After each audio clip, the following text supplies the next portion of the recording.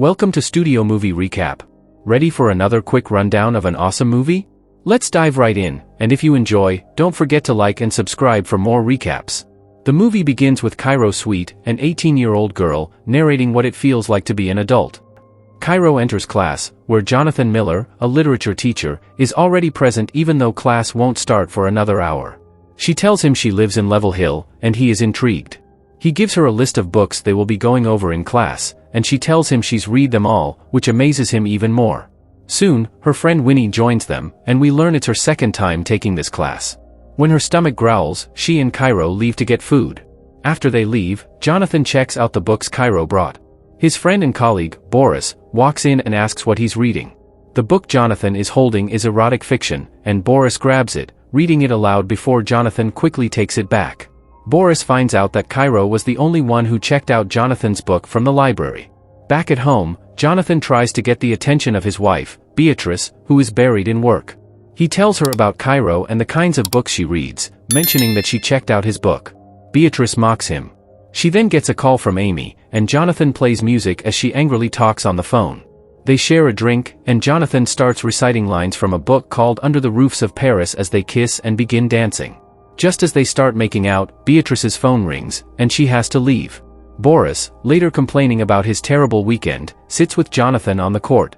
They look toward the woods, and Boris jokes that ghosts could be there and that the plant feeds on the souls of the dead. Cairo walks out of the woods and greets them. Both men ask her questions, and Boris offers her some biscuits before he leaves, mocking Jonathan on his way out. Jonathan asks Cairo if she isn't scared to walk through the woods alone, but she says she's the scariest thing in there. Later, as Boris walks down the hallway, Winnie stops him and starts teasing him. She flirts, telling him she wants to be in his class and asks if he can tutor her. Cairo watches them from the corner, and Winnie jokes that she's seducing Boris and asks if Cairo is jealous in a sing-song voice. At Cairo's house, while she smokes, Winnie asks where Cairo's parents are and how long they'll be away. Cairo doesn't know. Winnie suggests dressing Cairo up, saying she can be both smart and hot. Cairo is writing an essay to get into Yale but struggles with the question about her greatest achievement.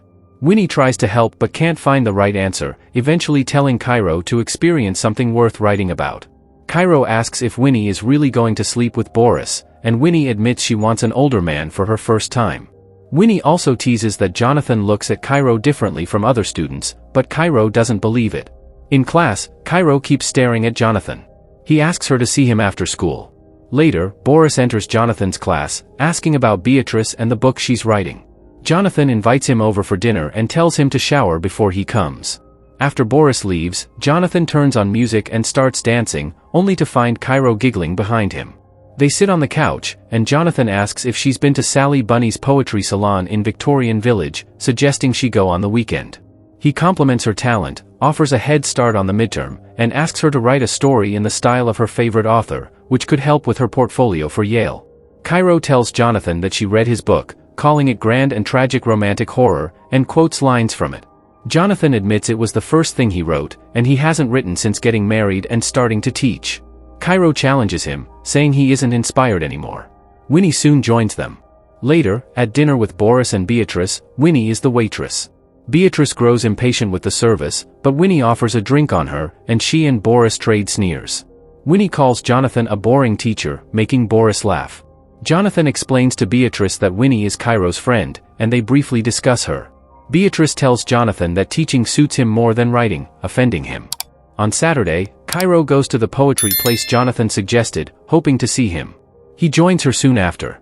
They listen to a man named Elliot recite a play, and afterward, Jonathan asks if she expected it to be bad, making her giggle.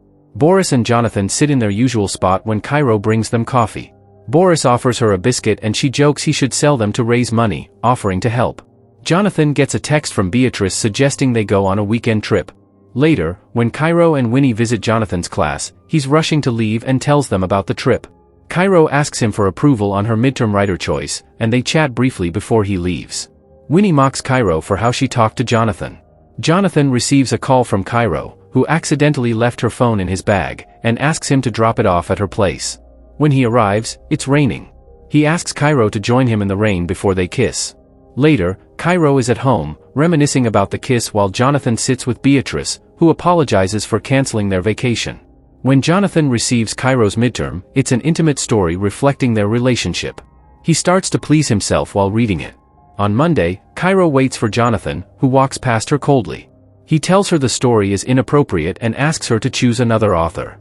She defends it, saying it's about them, but Jonathan insists she rewrite it or fail the midterm.